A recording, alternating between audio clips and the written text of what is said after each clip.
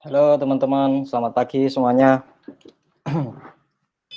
Pagi. Pagi, Halo, Kak. Pagi, Kak. Pagi, halo. Kak. Udah siap ya sama materinya dari Kak Dikare? Siap, Kak. Oke. Jadi di sesi kali ini sebenarnya ini adalah sesi webinar rutin ya dari Duta Pustaka. Setiap bulan nanti kita akan adakan webinar seperti ini dengan pemateri yang berbeda-beda. Jadi salah satu pematerinya ya Dikare saat ini ya. Kak Dika udah ada di sini kayaknya. Halo Kak Dika. Halo Mas. Halo. Kak Dika udah hadir. Oke. Jadi di kesempatan kali ini kita akan membahas tentang teknik terbaik menulis novel. Jadi nanti Kak Dika akan beberkan beberapa rahasia-rahasia terbaik gimana caranya menulis novel yang baik dan benar gitu. Dan nanti akan ada kejutan dari Kak Dika, beberapa hal yang mungkin akan teman-teman tunggu. Salah satunya adalah program penerbitan gratis dari Duta Pustaka. Itu ya. Oke, langsung ke acara inti. Kak Dika udah siap dengan pemaparan pematerinya? Sudah. Oke, bisa share screen ya Mas? Ini saya take down dulu. Tapi sebelumnya, kalau misalnya nanti ini nih, kedengeran kan ya ada lagi suara ketok-ketok. Saya izin karena emang lagi renov. Ya ini Kak Dika lagi di kantor ya. Jadi suaranya nggak hening, agak ada noise yang cukup mengganggu. Jadi mohon dimaklumin. Itu Saya ya udah bilang, Kak Dika. saya udah bilang ke tukang, saya mau ada webinar, tapi kata tukangnya sebentar doang kok, dia lagi ngebor, lagi apa namanya, ngebolongin tembok sebentar doang. Jadi nanti beberapa menit kemudian pasti berdiri kok. Ini gimana sih cara share screen? Oke, 5 menit lagi kita mulai ya. Ya. Kak Dika bisa nge-share screen dulu untuk Belum materinya. tombol share screen-nya nggak bisa mas. Oh, nggak bisa. Oke, bentar.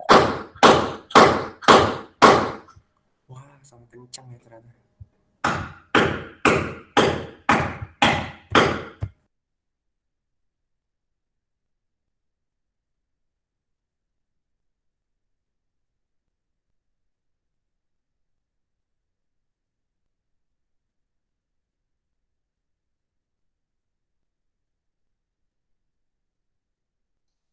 Sudah. Dicoba Kak Dika. Button share screen-nya nggak bisa. Masih belum? Masih belum. Masih pudar warnanya, nggak bisa diklik. Mau Oke. gimana caranya?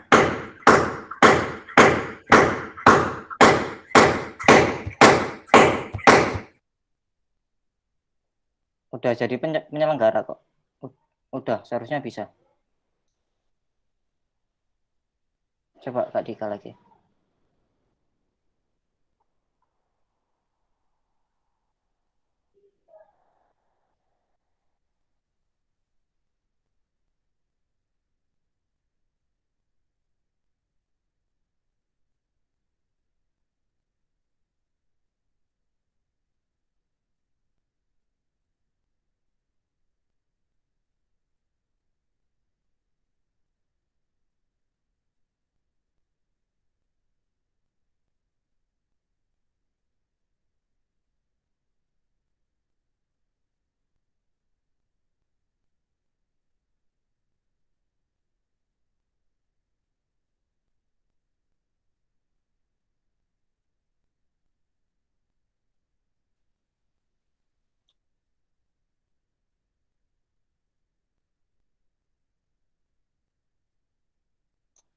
Oke, udah bisa ya Mas Dika ya?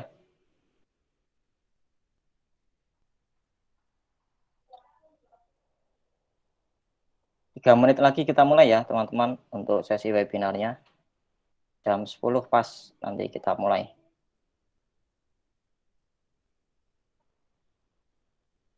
Bisa absen dulu nih yang baru gabung dari mana aja.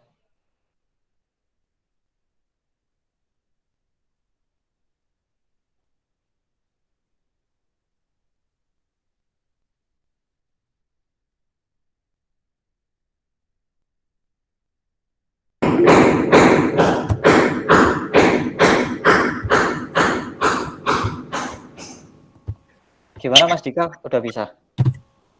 Kelihatan kan ya? Saya pindah lokasi dulu. Udah.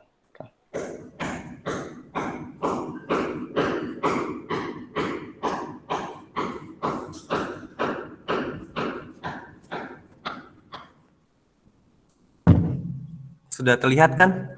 Udah. Sudah. Sebelumnya saya mohon maaf lagi karena di luar prediksi.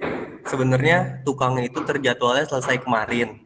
Tapi ternyata hari ini masih ngetok-ngetok, jadi mohon maaf noise. Ini saya udah pindah ruangan. Suaranya sih sebenarnya harusnya lebih pelan ya suara noise-nya. Dan semoga suara saya jelas juga. Jelas kan ya suara saya ya? Jelas. Jelas ya. Jelas, Kak. Kita mulai ya. Teknik terbaik menulis novel.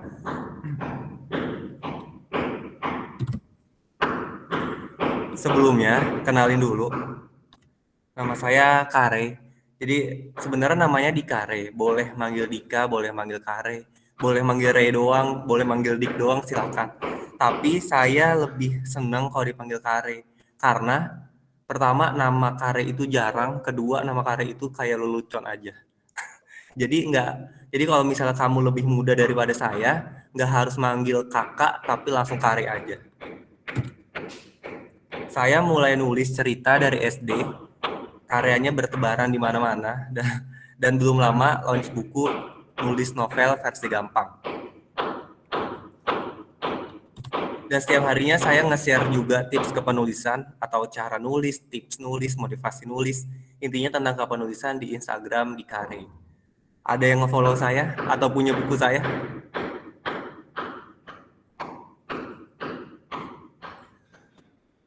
Oke.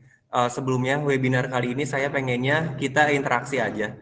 Jadi kalau kamu sebelumnya ikut webinar itu 2 jam nonstop materi semua dari pemateri, saya pengennya nanti kalau misalnya saya ngajuin pertanyaan atau hal apapun, kamu tinggal raise hand, nanti Mas Arif yang bakal buka mic, atau misalnya kamu mau nanya di tengah-tengah pun silakan langsung aja open mic, terus ucap gitu maksudnya.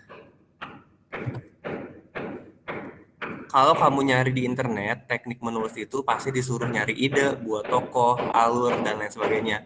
Ada yang pakai teknik free writing, ada yang pakai teknik apa. Tapi kalau saya pribadi, teknik terbaik buat nulis itu bukan yang di sini. Maksudnya bukan yang di internet. Yang di internet itu benar. Ya pasti kalau kita mau nulis, pasti nyari ide dulu, buat tokoh dulu, alur, konflik, dan lain sebagainya. Tapi kalau saya pribadi, kalau misalnya teknik nulisnya adalah 3C. Saya ulang ya, 3C. 3C adalah observasi, referensi, dan inspirasi. Ada yang mau raise hand atau ada yang mau open mic? Kira-kira observasi, referensi, dan inspirasinya itu maksudnya kayak gimana sih? Kenapa teknik nulis dihubungin sama observasi, referensi, dan inspirasi?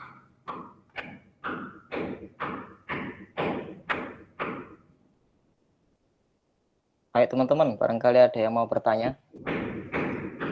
Iya dong, jadi karena namanya belajar kan, jadi jangan menurut saya doang nih, tapi menurut kamu. Nah, Kan betul. kita harusnya Tapi harus ada interaksi nih. benar. Kita harus menyamakan persepsi, jangan kata Kare observasi kayak gini, tapi kalau menurut aku nggak kayak gini. Nah gitu loh maksudnya. Nah, Jadi itu. menurut kamu dulu, nanti kita samain persepsinya. Ayo, gimana teman-teman? Barangkali ada yang berbeda nih. Halo, Kak. Oke. Halo, Kak. Salam kenal ya. Salam kenal. Aku Kinan. Bagi pendapat ya, Kak. Iya. Kalau misalkan menurut aku pribadi, ini tuh kan alur kita bikin novel ya. Iya. Nah, kalau misalkan menurut aku pribadi, gak tau sih ya bener apa enggak. Kalau misalkan pertama itu observasi, ya jadi kita kalau misalkan mau bikin novel harus mengamati dulu gitu, misalkan bisa di lingkungan sekitar atau misalkan keresahan kita atau misalkan masalah-masalah yang ada di lingkungan kita atau hal-hal yang emang relate gitu sama kehidupan nyata. Nah, kalau misalkan referensi, dicocokin nih apakah emang itu tuh benar cuman keresahan kita atau orang-orang, atau emang itu tuh emang ternyata ada gitu, apa sih kaitannya sama penelitian atau hal-hal yang emang itu tuh benar-benar nyata dan pernah dialamin sama seseorang.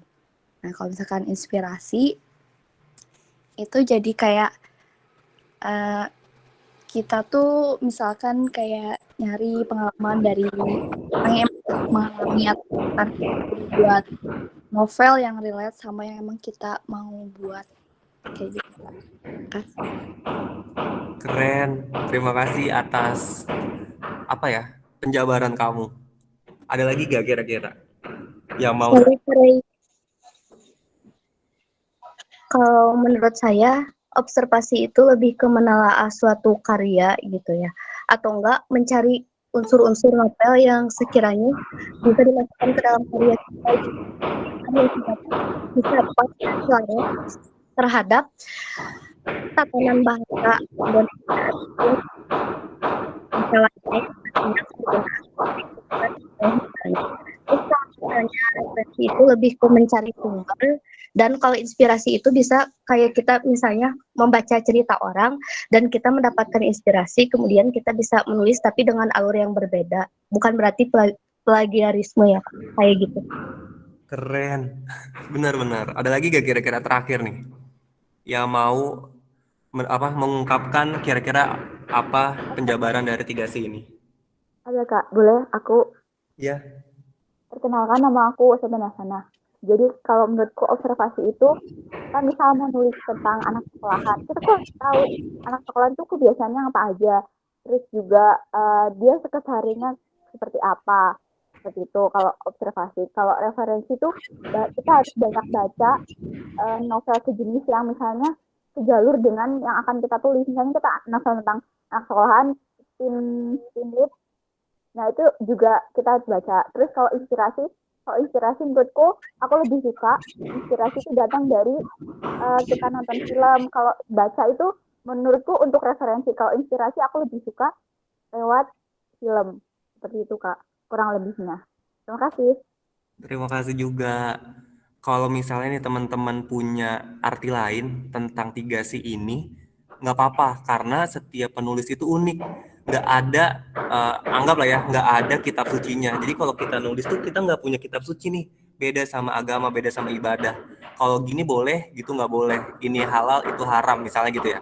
Tapi kalau dalam nulis, nggak ada tuh kitab sucinya. Kita harus begini, nggak boleh begitu. Nggak ada yang seperti itu. Jadi, tadi benar.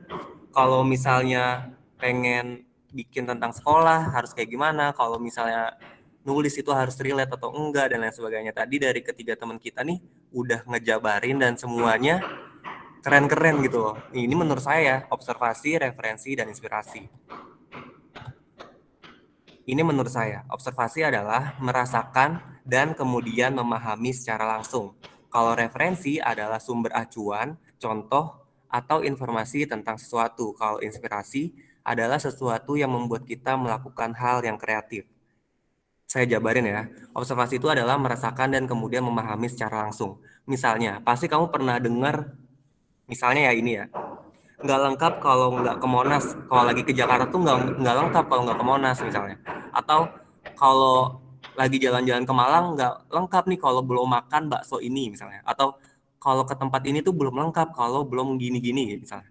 Kan sering sering dengar pasti hal-hal yang kayak gitu ya. Nah, observasi itu kita merasakan secara langsung. Jadi misalnya kalau kita ke Jakarta, kita main dulu ke Monas. Kalau kita ke Malang, kita makan dulu bakso ini misalnya.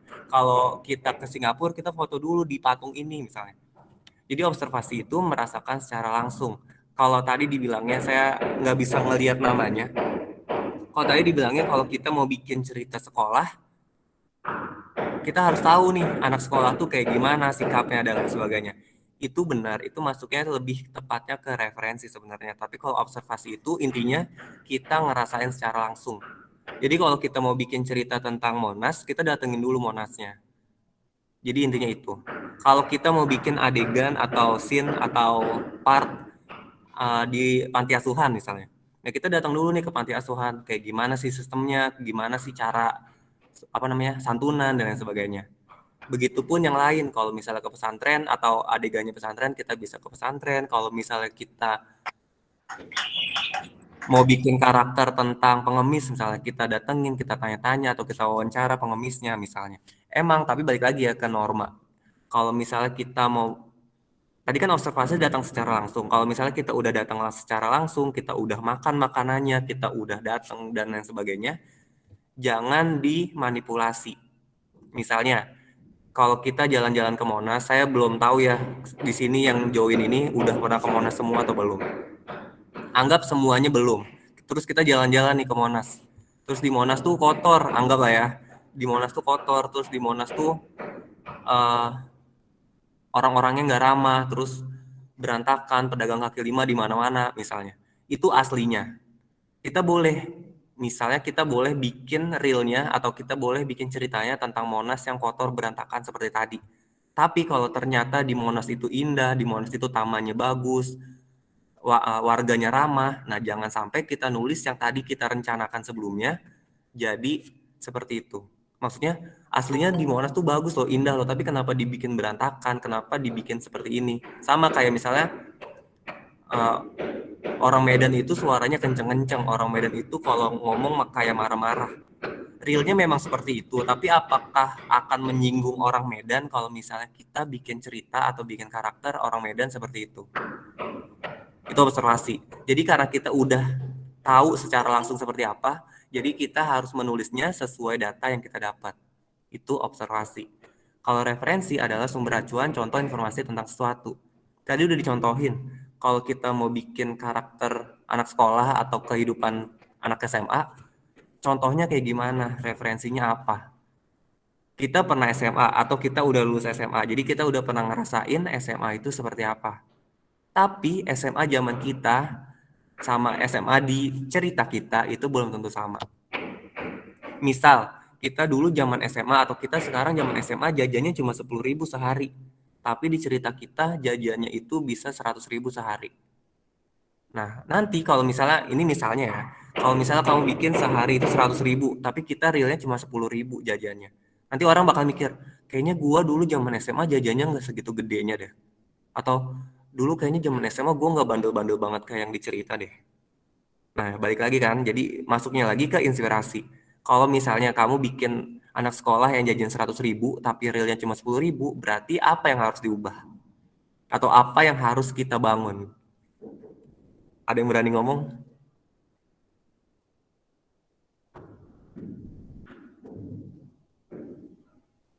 Tak ada? Ayo teman-teman, berpendapat.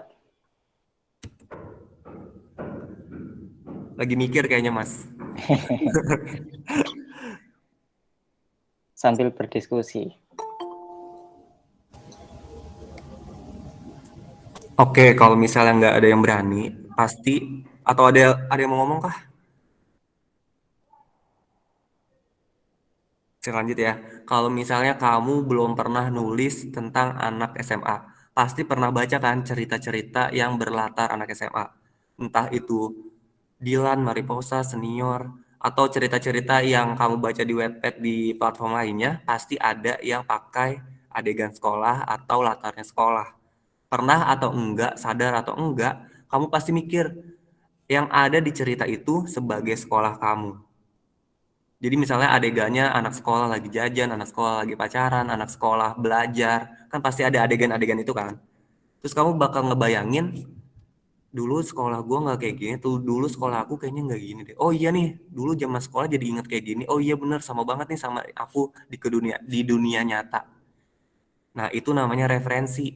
Jadi jangan samakan atau jangan di lebih-lebihin kalau misalnya kita bikin cerita ternyata dapat komentar seperti itu. Jadi misalnya gimana ya? Jadi misalnya kamu dapat komentar negatif gara-gara gini misalnya. Kayaknya dulu zaman sekolah berlebihan banget nih ceritanya, dulu zaman sekolah gue nggak kayak gini misalnya.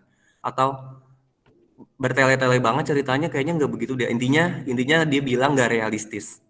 Nah itu balik lagi ke referensi si pembacanya. Jadi referensi kita tentang sekolah tuh kayak gini, tapi ternyata referensi pembaca itu nggak kayak gini.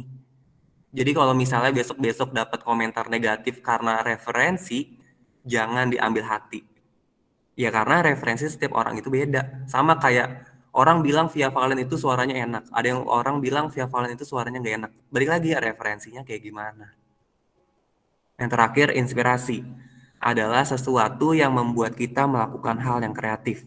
Tadi dibilang, kita boleh nyontoh tapi dibedain gitu ya. Biar nggak plagiat. Intinya itu. Sama, kalau misalnya kita baca atau nonton, tadi kan bilangnya gitu ya, lebih ke nonton buat inspirasi. Kita baca atau nonton, nemu adegan yang bisa kita pakai dan cocok, itu silakan aja, karena nggak bakal jadi plagiat.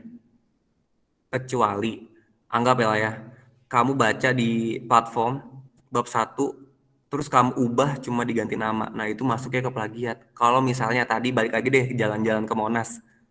Setiap orang punya imajinasinya masing-masing tentang Monas.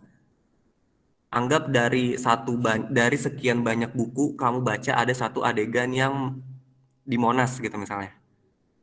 Adegan yang kamu baca pasti beda sama adegan di cerita kamu. Saya bahasanya adegan ya, kalau misalnya kamu bahasanya apapun intinya kan paham ya. Adegan dia di Monas itu seperti ini, adegan Monas versi saya ya seperti ini. Jadi ceritanya sama-sama di Monas, ceritanya sama-sama pacaran, ceritanya sama-sama cewek cowok lagi kasmaran misalnya.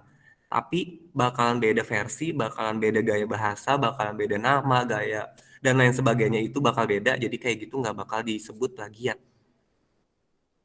Kalau seperti itu disebut plagiat, kira-kira kamu tahu nggak siapa penulis pertama Cinta Segitiga?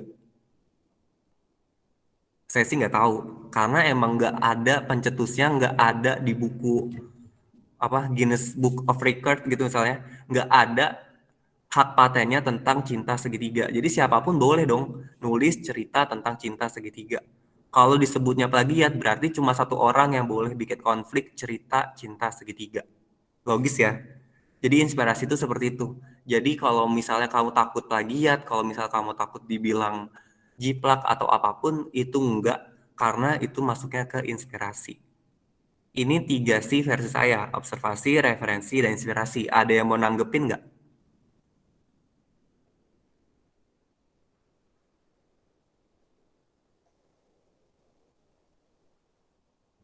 Udah mulai terbuka pikirannya, bukan maksudnya terbuka pikiran tuh bukan berarti gimana. Maksudnya udah mulai kebayang kira-kira harus nulis yang kayak gimana? Terbayang, Kak. Kebayang ya, udah mulai mikir nih, oh besok gue kalau bikin kayak gini, besok aku kalau bikin mau seperti ini. Udah mulai ke situ ya. Sudah, Kak. Kak, saya mau nanya, Kak. Oh iya, silakan. Kan sebelumnya perkenalkan, nama saya Muhammad Rehan dari Banten. Saya mau bertanya, saya kan sering dapat banyak inspirasi ya, Kak. Cuman terkadang tuh kayak dapat inspirasinya orang lain pun, saya juga sering baca-baca, terus orang lain tuh kayak ada yang sama. Oh, jadi gini. Akhirnya saya mengurungkan niat inspirasi saya untuk menulis. Akhirnya saya cuma menulis di buku menggunakan pulpen. Tidak saya buat cerita atau apapun gitu loh, Kak. Jadi kayaknya ini cuma sekedar tanggapan tadi yang kata Kare bilang ya. Saya cuma mau menanggapi itu aja sih, Kak.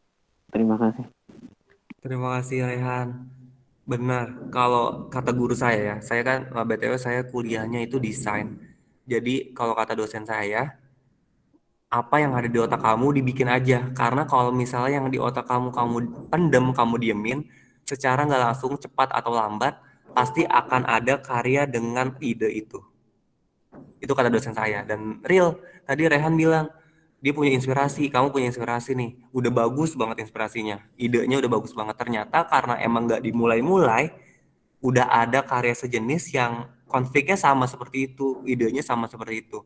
Itu alasannya kenapa saya kalau ngonten bilangnya udah nulis aja. Ini salah satu bukti konkret kalau misalnya kita nyimpen ide di kepala. Saya nggak ngejudge kamu ya Rehan ya. Kalau misalnya kamu mau lanjutin ide itu jadi tulisan pun dipublish, silakan aja. Nggak bakal dibilang plagiat, nggak bakal kalau misalnya dapat komennya, ih cerita lu mirip kayak cerita ini deh, atau misalnya lu ngikutin cerita ini ya kita buktiin aja. Misalnya kamu tunjukin tuh tulisan kamu atau notes kamu yang pakai pulpen tadi. Ini gue nulis dari tahun 2019 kok, ide ini dari tahun 2019 kok. Ya cuma emang dia aja yang duluan publish. Misalnya kayak gitu. Atau kalau misalnya benar-benar terinspirasi ya bilang aja, iya karena cerita itu bagus ya, gue dapat ide dari situ ya. Jadi nggak apa-apa juga dong, nggak bakal jadi plagiat juga. Gitu sih Rehan. Menurut saya ya, kalau misalnya kamu tetap nggak mau dipublish pun nggak apa-apa. Tapi kalau misalnya cerita itu udah matang banget idenya, dipublish aja. Oke Kak, terima kasih jawabannya Kak. Semangat Rehan. Ada lagi yang mau nanggepin? Masih punya waktu kan ya Mas ya? Arai, saya mau Masih bertanya boleh? panjang. Iya. Novel itu kan cerita fiksi, sedangkan sejarah itu kan harus sesuai faktual ya kalau ditulis. Nah, kira-kira kita boleh gak sih memasukkan sejarah dalam sebuah novel? Oke. Ini yang tadi udah saya bilang ya, kalau misalnya anggaplah ya sejarahnya sejarah Monas, jadi biar kita satu pembahasan. Anggap sejarah Monas itu, saya kurang tahu nih jujur sejarah Monas itu seperti apa. Boleh dimasukin sejarah itu atau geografis atau biografi dan lain sebagainya boleh di dalam novel yang fiksi. Tapi balik lagi jangan sampai menyinggung lokasi, orang, atau nama baik seseorang gitu loh maksudnya. Jadi kalau misalnya nulisnya sejarah dimasukin ke fiksi, kira-kira bakal merubah yang udah ada atau enggak? Bakalan ada yang tersinggung atau enggak? Ini fakta aja. Kalau kamu tahu program silet di apa namanya RCTI, program silet itu ini info ya nggak apa-apa ya. Program silet itu waktu itu pernah kena cekal sama KPI. KPI itu Komisi Penyiaran Indonesia gara-gara dia bilang ini mohon maaf banget yang tinggalnya daerah Jawa Tengah. Jadi di silet itu pernah ngebahas tentang erupsi Gunung Merapi. Gunung Merapinya itu saya nggak tahu namanya apa, Udus Gembel ya. Terus ada kayak ramalan-ramalan gitu kalau misalnya Udus Gembelnya keluar nanti bakal bencana di kota-kota apa gitu. Pokoknya intinya dia ngebahas sejarah dan itu menyinggung orang Jawa Tengah yang tinggalnya dekat Gunung Merapi. Akhirnya silet itu dicekal sama KPI, bahkan di take down, nggak boleh tayang lagi. Makanya silet ganti nama, ganti program, ganti host, semuanya dicekal abis-abisan gara-gara dia menyinggung sesuatu. Itu loh, ini fakta. Jadi kalau misalnya kamu mau bahas sejarah atau yang realnya ada, jangan sampai menyinggung orang-orang yang tinggal di sana, punya nama baik dan lain sebagainya. Gitu sih. Jadi kalau kamu mau apapun silakan, tapi jangan merugikan orang lain, itu intinya. Siap Kak Ray, terima kasih ya. Terima kasih juga. Saya lanjut ya. Kenal? Ada yang kenal?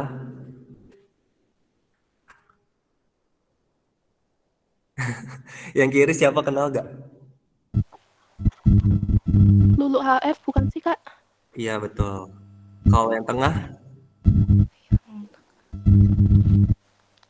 Kemungkinan gak ada yang kenal. Kalau yang kanan? Kata Koko. Betul. Ini adalah 3C versi saya.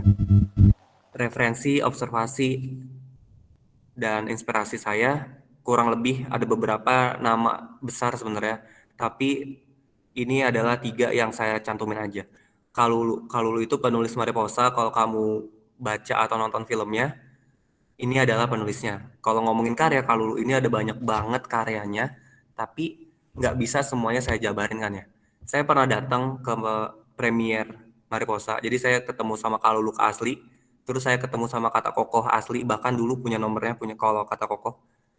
Dia itu nulis ya versi dia masing-masing. Yang tadi saya bilang, cerita anak sekolah nggak ada yang punya hak patennya. Cerita cinta segitiga nggak ada yang punya hak patennya. Dari Kata Kokoh atau dari Kang Eko ini, namanya Eko BTW, saya belajar cara nulis chat story dari bukunya yang senior. Kalau dari Mariposa, saya belajar gimana ngeset supaya ada yang nonton kan ya Mariposa ya. Saya nonton bener-bener premier waktu itu lupa di mana, di Jakarta sih intinya. Saya belajar gimana cara penggambaran untuk anak sekolah elit. Karena kan Mariposa si Angga sama Zara, saya lupa nama karakternya. Caca, Eca, lupa deh. Aca Tuh kamu yang lebih ingat. sama Iqbal. Oh iya benar, Iqbal. Nah, kalau misalnya kamu nonton filmnya, kan itu penggambarannya sekolahnya elit banget tuh.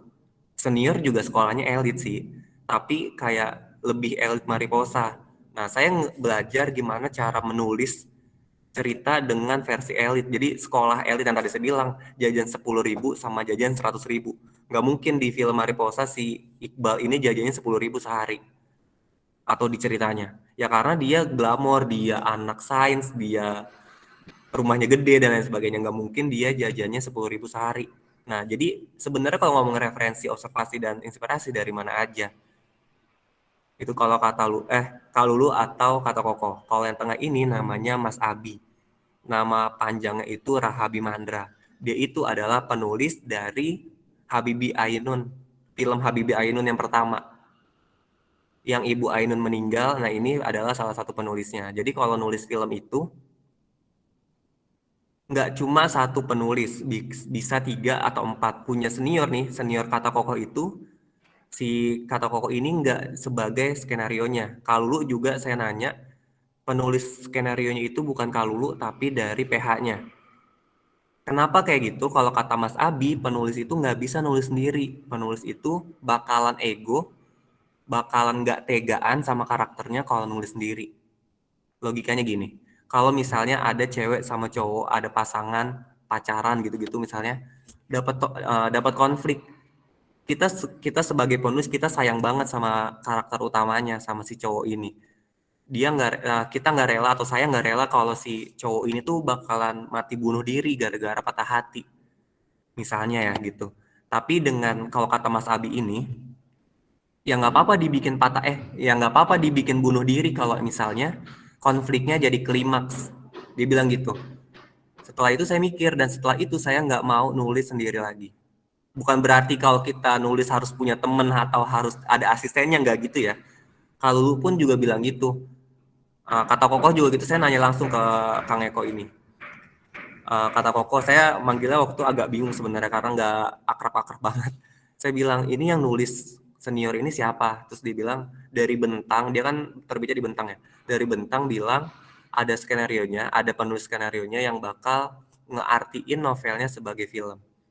Jadi kata Koko ini cuma kayak ngasih referensi aja.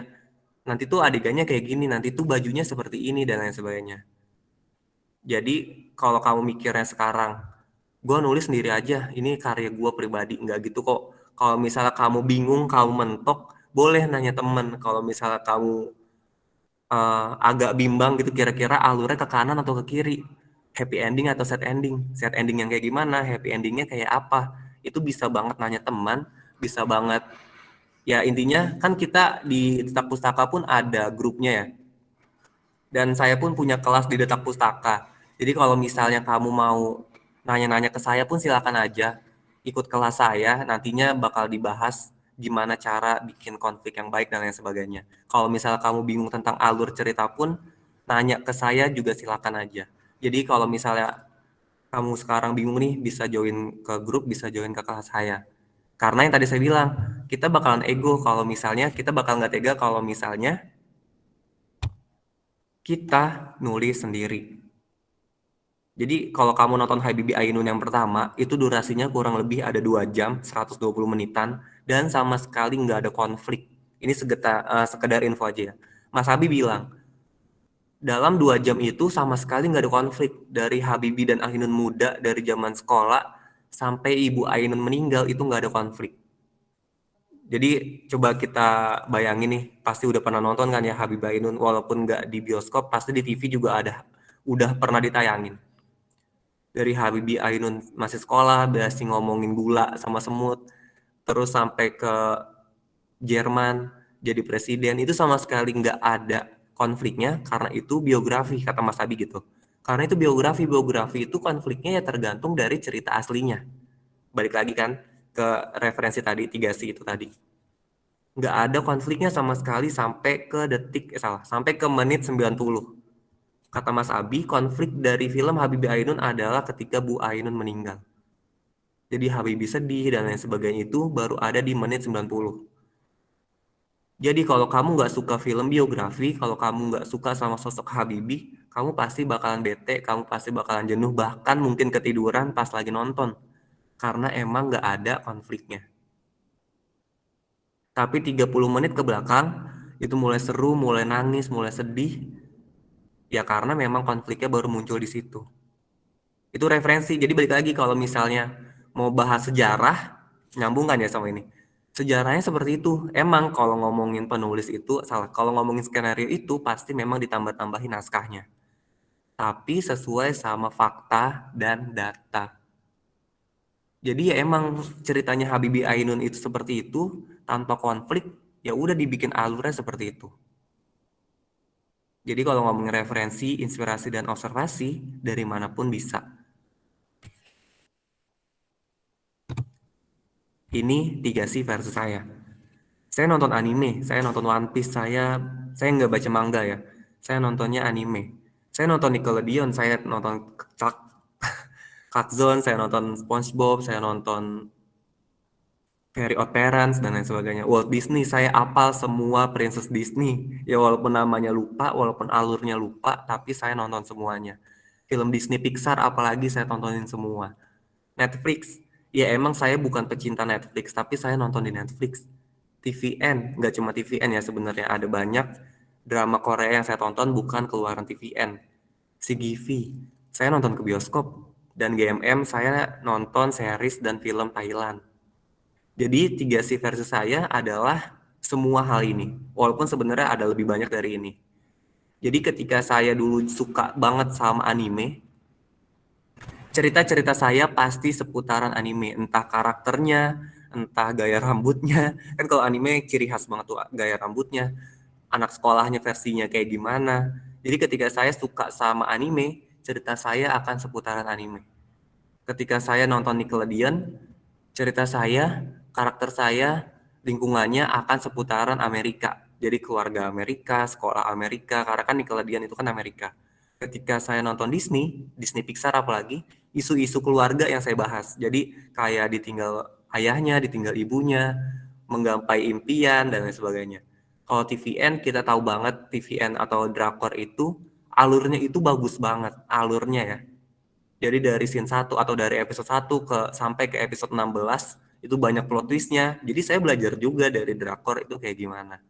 Kalau Netflix nggak usah dibahas karena memang sebagus itu.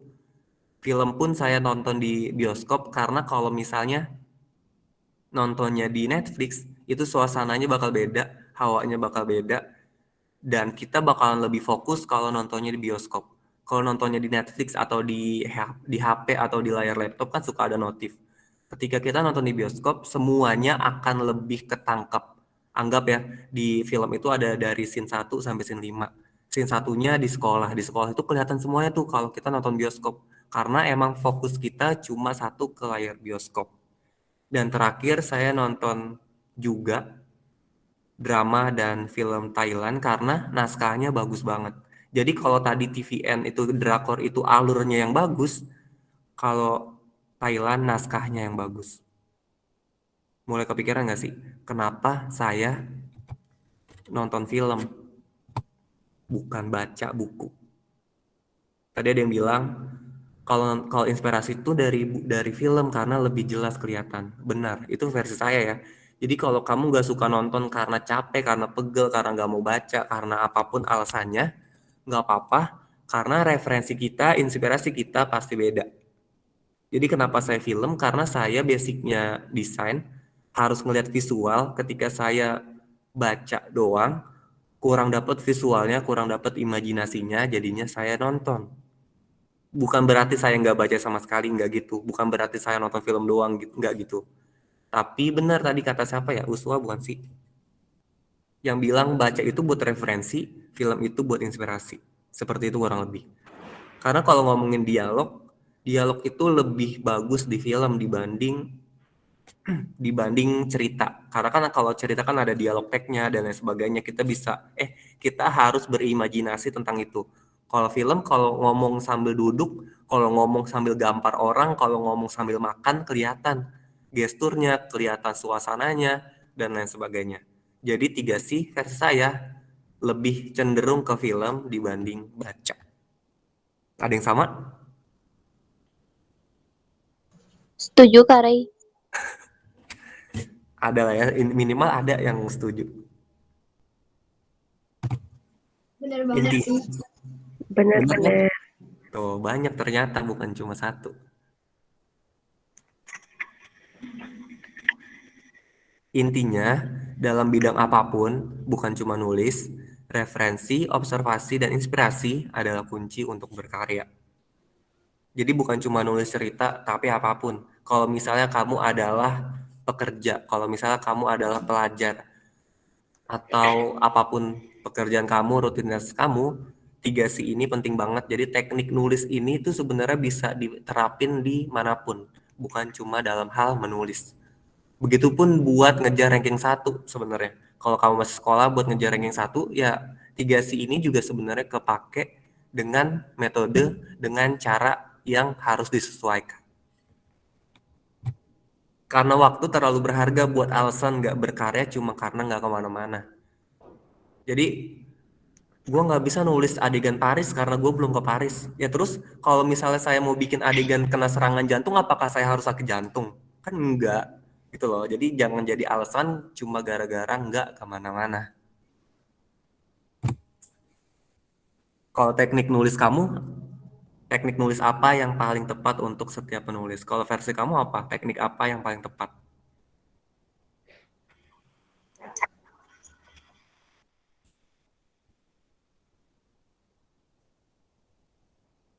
Saya boleh stop sharing ya, materinya udah selesai. Kira-kira kalau misalnya ada pertanyaan, ada pembahasan, atau ada yang mau dibicarakan, saya kembalikan ke moderator. Oke, luar biasa. Makasih Mas Dika atas pemaparannya. Sampai sini teman-teman ada pertanyaan, kita diskusi lagi dengan Mas Dikare. Kalau ada silakan ditulis ya, atau langsung open mic aja.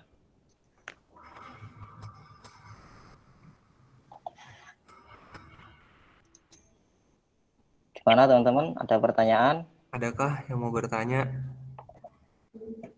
Halo Kak Dika. Halo. Oh ini. Jadi gini ya Kak, aku tuh udah bikin cerita gitu. Cuma setelah mau ke tahun ini, aku tuh masih gantung gitu kayaknya. Jadi bingung gitu buat nentuin akhir cerita itu kayak gimana. Soalnya kayak udah apa ya, nggak bisa kayak nanggung gitu ceritanya. Jadi lagi nyari inspirasi lagi gitu. Jadi yang jadi pertanyaan apa? Saya bingung nih. Mohon maaf. Ya, jadi bagaimana supaya kita tuh nyari inspirasi supaya cerita itu nggak nanggung gitu. Oh gitu. Ya. Ini versi saya ya. Kalau supaya cerita kita nggak nanggung, balik lagi kita dalam tanda kutip ya, kita pergunakan teman kita. Karena saya begitu. Jadi ketika saya udah nulis, anggap saya nulis outline aja ya, nggak usah nulis full version gitu, misalnya 43 part gitu misalnya, nggak usah kayak gitu. Kita nulis outline, kalau outline kan paling cuma 2 lembar 3 lembar ya. Terus saya tanya nih, gue punya cerita baru nih. Saya nyontoinnya gitu aja, gue punya cerita baru nih, ceritanya kayak gini, kurang apa? Terus nanti teman saya bakal bilang, oh di konfliknya kurang kayak gini nih, oh kalau kayak gini mah lebih bagus seperti ini, misalnya kayak gitu. Jadi kamu bisa juga nanya kayak gitu, sekedar nanya aja gitu loh, nggak harus dibacain. Kalau misalnya halamannya ada 15, ya nggak harus dibaca 15 halaman, kita ceritain aja. Oh, kita punya cerita kayak gini nih, coba bagusnya digimanain. Karena yang tadi saya jabarin, yang kata Mas Abi tadi, kalau kita nulis sendiri, yang ada kita bingung juga, udah bagus atau belum sih. Karena bagus menurut satu penulis bakalan beda ketika dijabarin ke yang lainnya. Gitu. Oke, baik Kak. Terima kasih Kak untuk Sukses Gina. Iya Kak, terima kasih.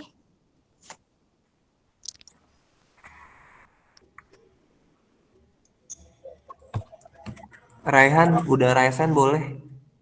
Oh iya Kak, Terima kasih sudah menanggapi Raihan saya. Saya mau sedikit sharing aja nih Iya, menanggapi pertanyaan tadi yang katanya bingung akhir-akhir cerita. iya silakan boleh. Eh, Saya kan juga cuman ada 3 karya yang dipublish ya. Tapi saya punya sekitar lebih 70 kerangka yang udah saya buat. Jadi Keren. saya punya 3 buku tulis gitu Kak. Jadi ada 70 rangka gitu Kak. Isinya tuh semua rangka cerita yang pernah saya buat. Tapi nggak pernah saya publish karena kenapa? Karena itu rata-rata ya 85% hampir mirip dengan cerita orang-orang. Jadi saya nggak pernah publish. Bukan takut ya, lebih menghargai karya orang yang mungkin udah lebih dulu dari saya, ya udah eh, itu karya mereka gitu loh Kak. Jadi saya mau sedikit sharing aja kalau semisalkan memang waduh saya bingung nih mau ngakhirin ceritanya kayak gimana. Walaupun ada beberapa orang yang sudah membuat kerangka tapi juga bingung terakhirnya bagaimana. Saya cuma mau nge-sharing cerita kalau misalkan kalian bingung atau apa buat mengakhiri cerita tersebut, kalian coba istirahatkan 3 bulan atau enggak 2 bulan lah paling enggak untuk sering bertanya-tanya kepada orang. Buat apa? Buat mengambil kesimpulan. Karena hampir setiap minggu loh Kak, setiap cerita tuh berbeda-beda Kak. Jadi ada yang muncul baru, tapi sama genrenya, tapi akhirnya berbeda. Makanya saya tuh sering sering apa ya? Sering eksplorasi aja lah terhadap cerita-cerita yang ada dengan genre yang sama.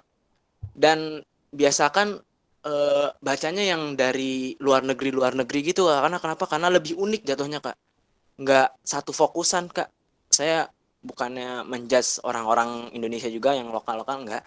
Tapi menurut saya orang luar tuh lebih unik dalam menggairahkan ceritanya, mengkonflikasikan ceritanya, dan mengakhiri ceritanya dengan bagaimana itu sangat unik sih Kak. Saya cuman sekedar sharing aja sih segitu. Kalau ada yang ingin berpendapat lagi atau ingin berdiskusi lagi silakan aja. Terima kasih dari saya. Terima kasih Rehan. Saya setuju banget sih sama kamu. Kalau ngomongin apa namanya istirahat, kalau menurut saya sih jangan sampai 2 bulan atau 3 bulan, walaupun sebenarnya balik lagi ya ke penulisnya. Kalau saya pribadi, kan tadi Rehan punya 70 kerangka ya. Saya juga punya banyak banget adegan. Kalau saya nyimpennya itu adegan. Jadi ketika saya nulis atau ketika nulis, ketika saya baca atau ketika saya nonton, ketika dapat adegan itu pasti saya catat. Jadi di sticky note saya, jadi saya nulisnya emang selalu di sticky note laptop karena kan buka laptop terus ya. Jadi di sticky note laptop saya itu panjang banget adegannya. Jadi ketika alurnya mentok, ketika bingung kira-kira alurnya kemana, saya buka sticky note-nya lagi. Jadi saya baca lagi kira-kira ada adegan apa. Karena kan kalau kita baca atau kita nonton pasti nemu kayak kalimat, ih gila kalimatnya keren banget. Yang kayak gitu sih. Dan benar, cerita luar itu memang lebih unik, entah gimana caranya, kayaknya mereka standarisasinya bakalan beda, dan beda juga sih pasti, standar mereka sama standar Indonesia.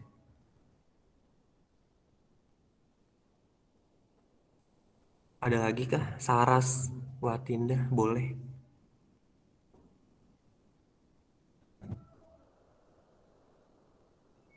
Halo, Ya, Kak, mau tanya, eh apa namanya, gimana menyiasati kalau kita kan udah bikin kerangka-kerangka nih Kak ya, kayak modelnya tadi Kakak bilang ada sticky note segala kayak gitu. Nah,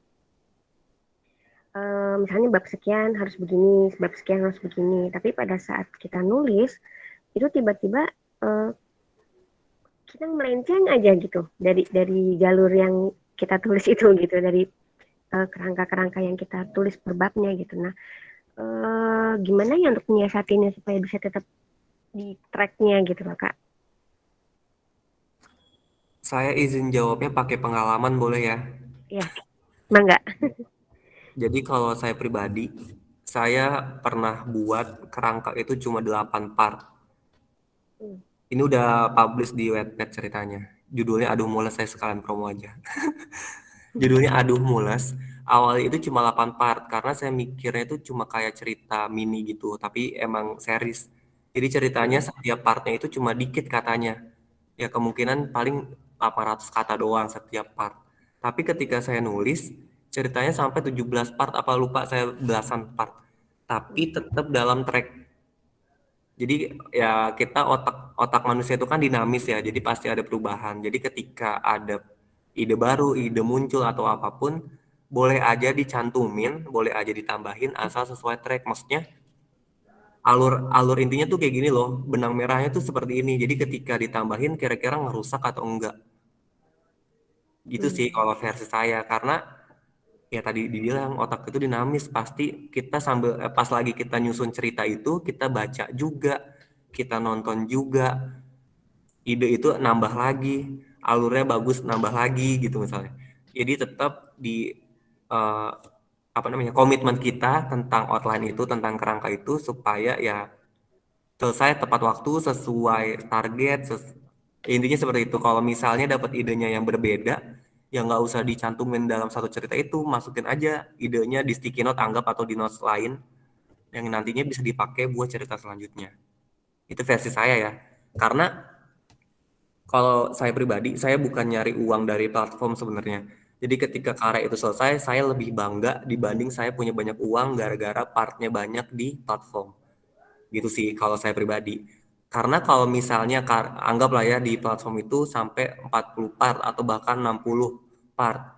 Ketika karya itu mau terbit, nggak bisa karena kepanjangan.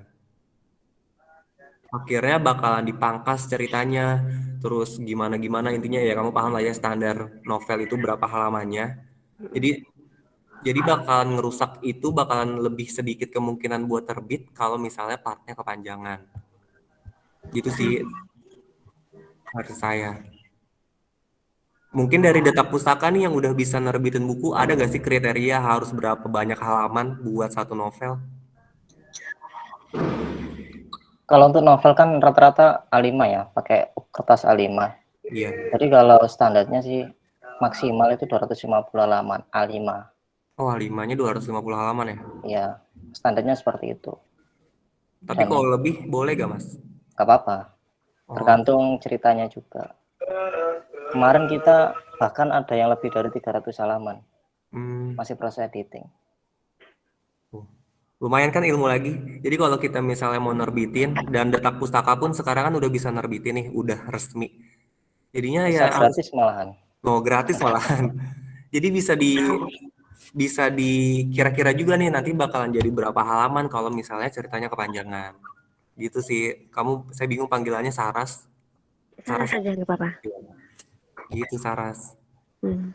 Oke, jadi intinya nggak apa-apa gitu ya kalau misalnya kita ada tambahan, kita pinter-pinter nyisipinnya aja gitu kali ya Kak ya. Betul. Oke, terima kasih. Terima kasih juga Saras.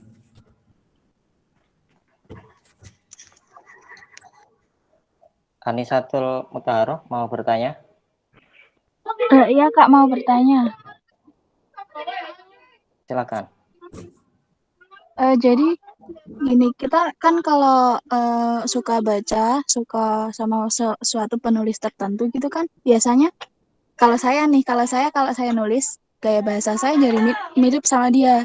Nah, cerita saya tuh pernah saya publish, terus ada yang ngomong gini, Pak, gaya bahasa kamu mirip banget sama Terelie gitu. Ya karena emang saya suka itu gitu. Jadi mau nggak mau saya terinspirasi dari beliau dan gaya tulisan saya itu mirip. Nah, apakah itu bisa menjadi masalah di kedepannya? Terus gimana kalau kita suka sama suatu penulis, seorang penulis gitu, gaya bahasa kita ngikutin dia itu apakah termasuk plagiat gitu Kak? Terus itu boleh enggak? Gitu. Terima kasih. Terima kasih Anissa ya. Anissa, saya mau nanya dulu dong ke kamu. Tadi kan ada yang komen tulisan kamu kayak Terelie. Kamu mengakui hal itu di komentar atau baru mengakuinya di kelas ini? Baru ngakuin di dalam hati. Karena emang ada beberapa itu yang khasnya dia, terus ada yang saya pakai juga gitu. Oke.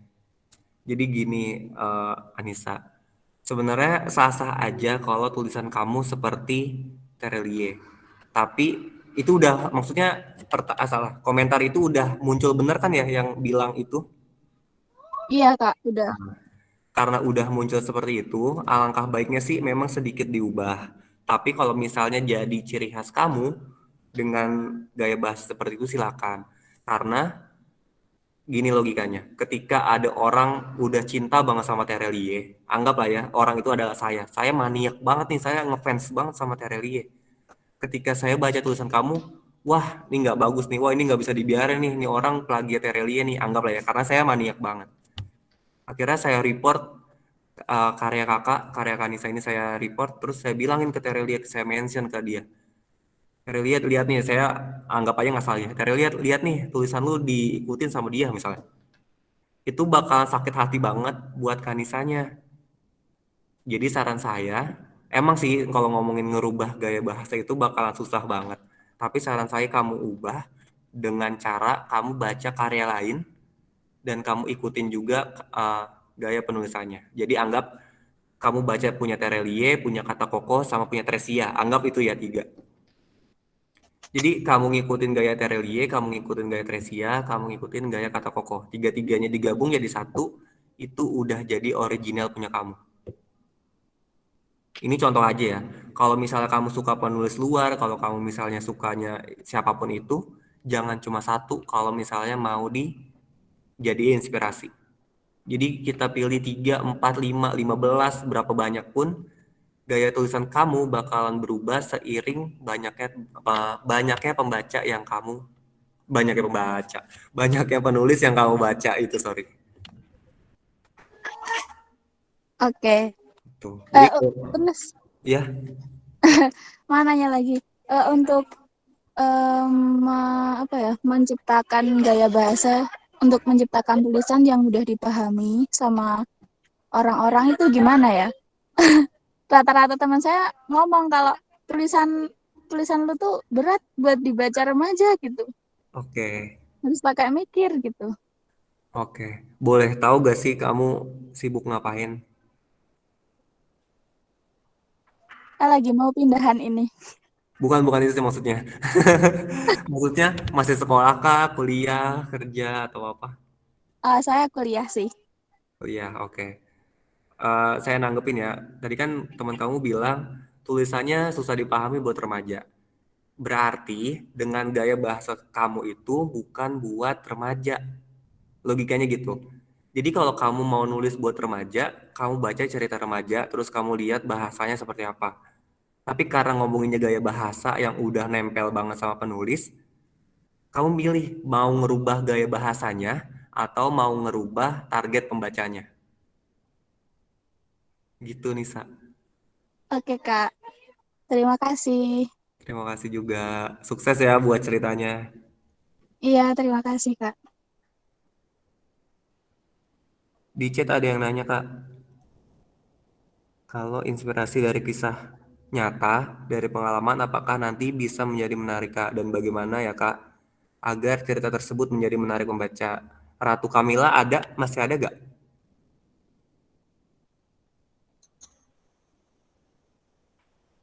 Ayo Kak. Oke, saya jawab ya. Panggilan kamu Ratu atau Kamila ya? Ratu Kak. Oke, Ratu. Saya nanggepin pertanyaan kamu ya. Kisah nyata itu bisa menarik atau enggak? Jadi kisah nyata itu jangan apa ya bahasanya? Jangan dituangin 100%. Jadi misalnya kamu cinta banget sama satu orang.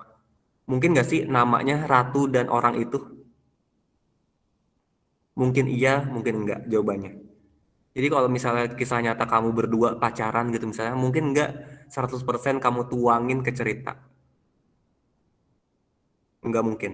Sama kayak yang tadi saya bilang, Habibie Ainun itu biografi, kisah nyata, tapi enggak 100% dibuat seperti itu.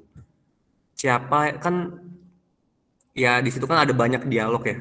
Dari 90 menit itu banyak banget dialog, 120 menit malah. Banyak banget dialog. Nggak mungkin semua dialognya Pak Habibie ingat. Nggak mungkin semua adegannya Pak Habibie ingat. Jadi pasti tetap ditambahin adegan-adegan yang seru, ditambahin ya bagian-bagian yang lebih menarik, dan ya hiperbola pun sebenarnya nggak apa-apa kalau misalnya nulis kisah nyata. Tapi balik lagi, bakal menyinggung perasaan orang atau enggak. Jadi jangan berdasarkan kisah nyata nulisnya, tapi terinspirasi dari kisah nyata. Gitu Ratu. Jadi ya jangan benar-benar 100% kamu tuang, tapi ya cukup deh 70% misalnya. Sisanya kita buat lebih dramatis. Karena kan hidup kita bukan fairy tale kan. Hidup kita itu nggak seperti drama Korea. Jadi yang nggak semuanya indah juga. Ya kalau misalnya ada nggak indahnya kita buat indah aja karena cerita kita yang nulis, maunya kita. Intinya itu sih. Jadi jangan berdasarkan kisah nyata tapi terinspirasi dari kisah nyata. Gitu Ratu menurut saya.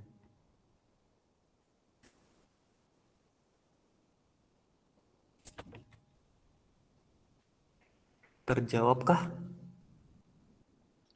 Gimana Kak Ratu?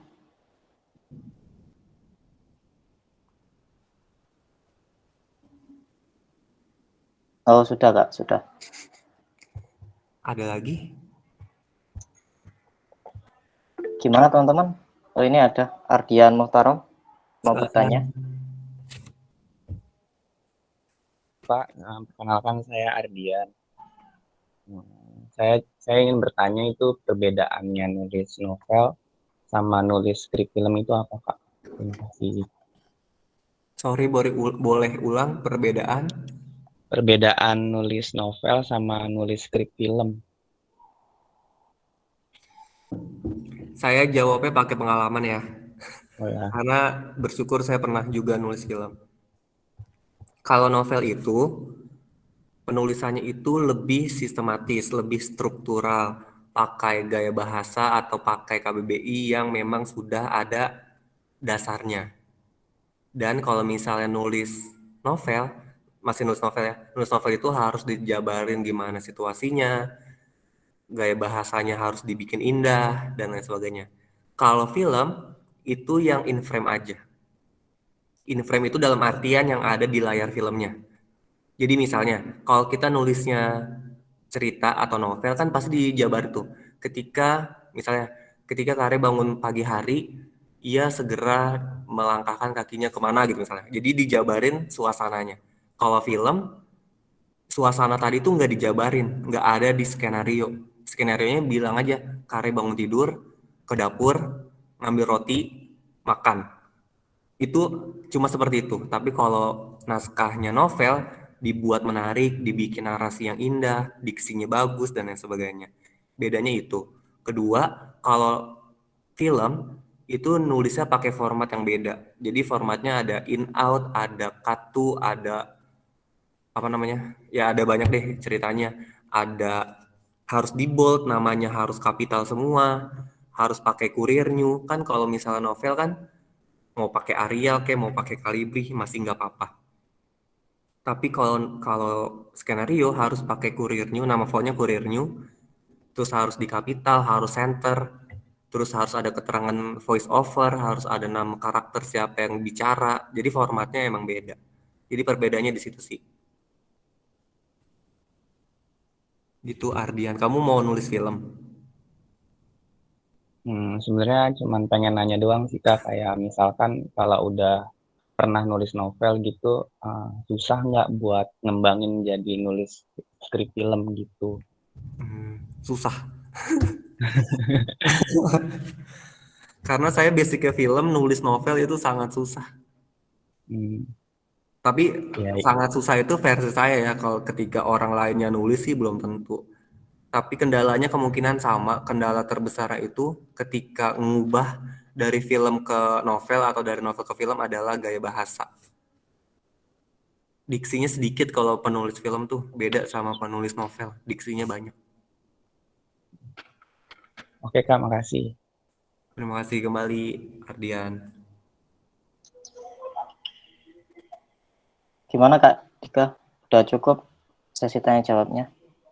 Sudah Kak, mungkin dari Mas. Oke. Untuk teman-teman yang masih bingung nulis novel yang gimana atau pengen berkonsultasi lagi dengan Mas Dikare, teman bisa ikutan kelas menulisnya Kak Dikare. Mungkin Kak Dikare bisa menjelaskan sedikit tentang kelasnya gimana? Dengan senang hati. Ya. Buat teman-teman nih yang masih join, ada 44 partisipan termasuk saya sama Mas Arif. Saya baru banget launching kelas nulis. Emang sih kelas nulisnya itu berbayar, tapi akan setimpal sama hasilnya, akan setimpal sama yang didapetin. Jadi kalau kamu ikut kelas nulisnya, pertama kita akan satu grup, jadi akan ada grup chat, dan itu benar-benar bakalan saya respon secepat mungkin. Kalau misalnya mau japri pun silakan sebenarnya, tapi akan lebih baik kalau misalnya nulisnya atau nanyanya di grup. Pertama, kita punya satu grup yang bakalan ngebahas apapun masalah ketika nulis. Jadi anggap tadi Ardian ikut kelasnya, nanti nanya ada pertanyaan apapun, pasti yang komentar bukan saya doang. Pasti yang punya masalah itu bukan cuma Ardian doang. Jadi nantinya akan dibahas secara detail di grupnya. Jadi ada grup chatnya. Kedua, saya bakal bahas di dalam kelas itu mulai dari bikin mindset sebagai penulis, percaya diri, dan lain sebagainya, sampai ke trik dan tipsnya gimana caranya nulis dengan versi gampang. Jadi teorinya itu ada banyak, tapi akan saya permudah supaya semua orang bisa nulis. Jadi bukan cuma yang punya uang doang yang bisa nulis, bukan yang punya uang maksudnya, bukan cuma yang punya uang doang yang bisa ikut kelasnya. Bagi yang pelajar, masih sekolah pun bisa ikut kelasnya. Nanti akan dijabarin lagi, kalau misalnya pengen nanya bisa langsung DM ke Detak Pustaka. Dan materinya pun berbentuk video, jadinya kalau bagi orang-orang yang harus nonton, itu pasti lebih gampang kalau mencernanya itu video. Jadi dibuatnya materinya video dengan ada juga materi berbentuk tulisan. Jadi bagi yang lebih suka baca, ada materi tulisannya lebih jelas. Kalau misalnya ada yang lebih gampang nangkep kalau nonton video, ada juga videonya. Jadi di kelas nulis ini saya jabarin selengkap-lengkapnya. Kalau misalnya ada yang kurang pasti dibahas di grup chat. Intinya bisa jadi penulis kalau misalnya ikut kelas saya. Dan Detak Pustaka kalau misalnya kamu pengen nerbitin buku, dari kelas nulis ini kan nanti ada tugasnya. Tugasnya itu ya pasti bikin novel, udah jelas ya. Karena kan emang kelas nulis novel atau kelas nulis fiksi. Kalau nanti hasil karya dari kelas ini, dari ikut kelas ini mau diterbitin, Detak Pustaka juga bersedia menerbitkan buku yang udah kamu tulis dan gratis ya Mas ya? Ya betul, gratis. Jadi saya nggak nyuruh kamu ikut, saya cuma ngasih tahu apa yang kamu dapetin di kelasnya. Kalau misalnya kamu nyari kelas lain yang sejenis, kemungkinan ada, tapi metodenya pasti beda. Jadi cara penyampaian saya bakalan sama seperti saya ngomong sekarang. Dengan ya gini deh, kalau misalnya kamu ikut kelas lain, kemungkinan bahasanya pakai bahasa baku dan lain sebagainya, yang agak susah kalau bahasa baku. Jadi saya bakalan bikin dan udah bikin juga dengan versi yang gampang dimengerti. Jadi kalau misalnya kamu kepo harganya berapa, gimana cara daftarnya, bisa langsung ke Detak Pustaka. Atau ada juga klik link di bio IG ya maksudnya. Dan free update ya Mas Dika. Kalau nanti ke depan barangkali ada tambahan materi, itu udah nggak ada tambahan biaya apapun. Mantap. Dan ada satu lagi. Oh iya. Nanti teman dapat sertifikat yang terverifikasi. Jadi bisa untuk portofolionya. Gitu.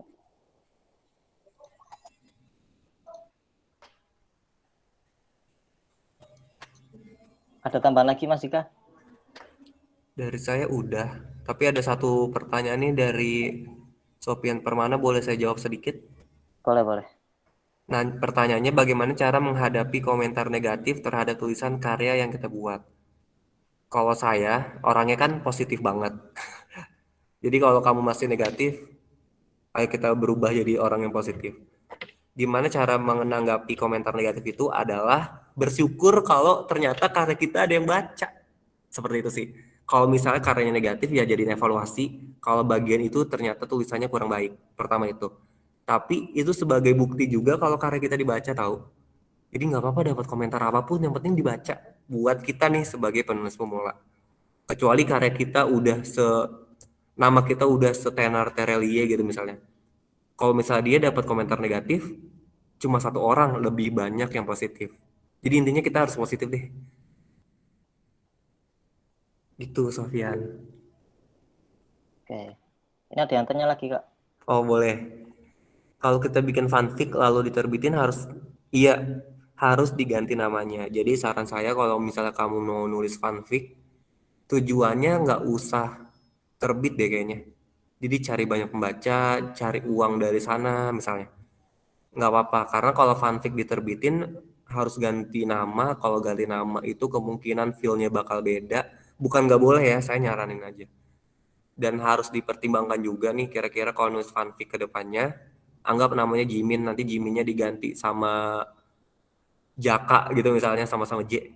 Kira-kira si Jaka bakalan berdamage besar kayak Jimin atau enggak. Yang kayak gitu sih yang harus dipikirin. Gitu ya, Zahwa. Untuk ya Amanda, kalau misalnya kamu bingung, banyak sekali ya. Udah mau penutupan udah banyak ya penyertanya. Boleh nih saya jawabin. Sampai jam berapa, Mas? Kita tambahin sampai 11.10 ya. Oke. 11.10 kita akhiri. Untuk ya Amanda, gimana? Mending kita selesaiin draft nulis dulu baru publish atau mending nyambi di publish? Tapi dengan resiko ceritanya bisa stuck.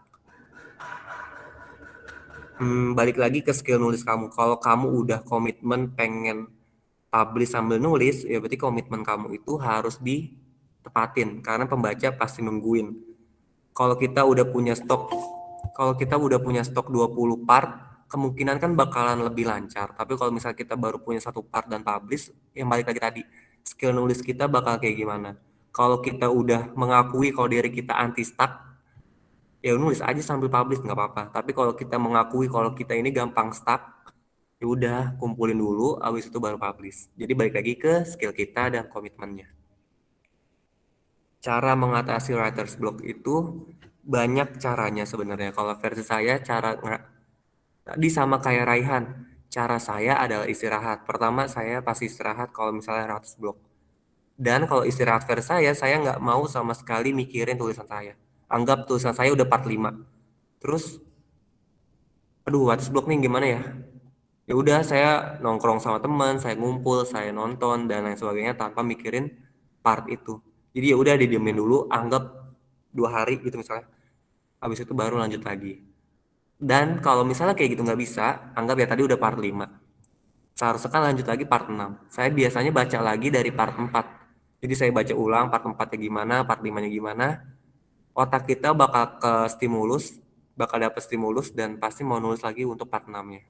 Jadi sambil nge-review, sambil ingat-ingat adegannya, baru deh mulai nulis lagi. Itu versi saya. Bisa Kintan. Menurut kakak novel yang bisa diangkat ke film itu kayak gimana ya? Pertama, yang pembacanya banyak. Yang bestseller itu udah pasti bisa diangkat film. Kedua, yang ceritanya relate. Kita tahu orang Indonesia itu sukanya yang bucin-bucin. Film-film yang berdasarkan novel itu pasti cerita yang bucin-bucin. Jadi ya udah kita tulis sesuai pasarnya dan pastinya banyak pembacanya. Karena nggak mungkin cerita dengan pembaca 50.000 bakalan dibikin film.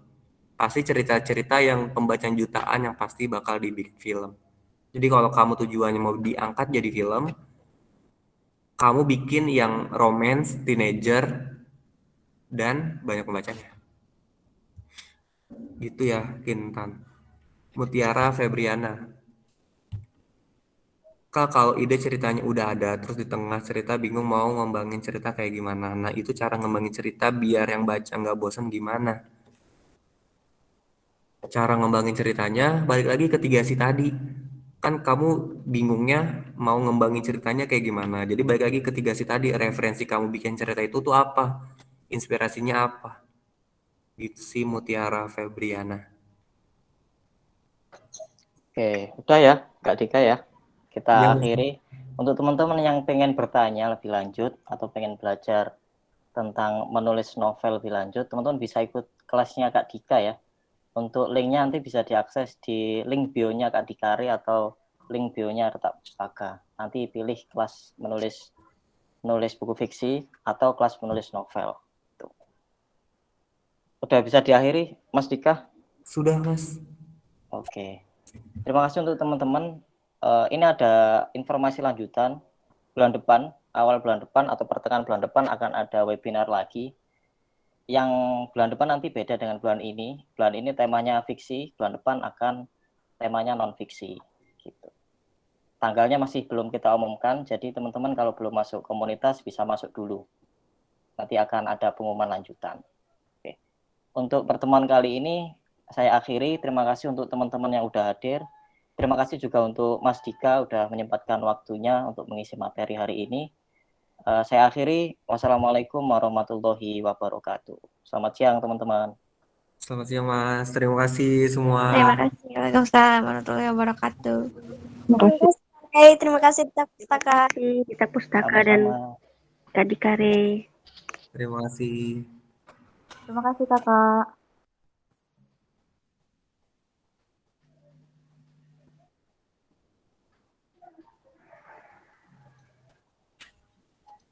Saya izin live ya. Siap, siap Mas Dika. Terima kasih, Mas. Sama-sama Mas Dika.